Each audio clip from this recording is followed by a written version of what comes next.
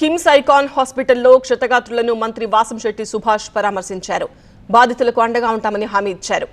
ఇంతటి ప్రమాదాన్ని ఊహించలేదన్నారు మంత్రి వాసంశెట్టి. ఆర్గానిక్ గ్యాస్ పైప్ లైన్లో లోపం ఉన్నట్టు ప్రాథమికంగా తెలుస్తోందన్నారు. దాంతోనే ఉక్కు ద్రవం మొత్తం కింద పడి కార్మికులు చనిపోవడం జరిగింది అన్నారు. యాజమాన్యం నిర్లక్ష్యం కూడా ఉన్నట్టు కనిపిస్తోందని, ఉన్నత స్థాయి కమిటీ విచారణలో అన్ని తేలుతాయన్నారు మంత్రి సుభాష్.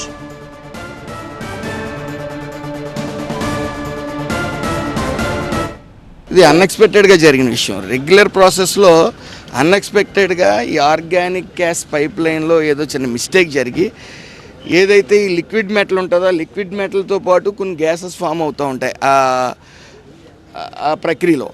సో ఆ కార్బన్ మోనాక్సైడ్ కానీ కార్బన్ డైఆక్సైడ్ కానీ లేకపోతే ఆక్సిజన్ కానీ ఈ లిక్విడ్ ప్రాసెస్లో ఇవేమి రియాక్ట్ అవ్వకుండా ఈ ఆర్గానిక్ గ్యాస్ బ్యాలెన్స్ చేసుకుంటుంది. ఆ బ్యాలెన్స్ చేసుకునే ప్రక్రియలో ఈ ఆర్గానిక్ గ్యాస్ అందకపోవటం వల్ల ఒకసారి స్ప్లాష్ అయ్యి ఆ వర్షంలాగా ఆ ఒక 1500 నుంచి 1600 డిగ్రీలు స్టేజ్లో ఉన్న మెటల్ ఒకసారిగా పడిపోవటం వల్ల ఈ ప్రమాదం జరిగింది. అయితే 1990 నుంచి కూడా ఇప్పటి వరకు సుమారు 36 సంవత్సరాలు ఎప్పుడు జరగని విషయం. అయితే నెగ్లిజెన్సీ లేకపోలేదు, అది ప్రాథమిక విచారణలో తెలుస్తుంది. నెగ్లిజెన్సీ ఉండటం వల్ల అంటే ఆక్సిజన్ ఏదైతే ఆర్గానిక్ గ్యాస్ మిక్స్ అయ్యి ఆర్గానిక్ గ్యాస్ అవ్వకపోవటం వల్ల ఈ స్ప్లాష్ ఏర్పడ్డది అనేది ఒక ప్రాథమిక అంచనా.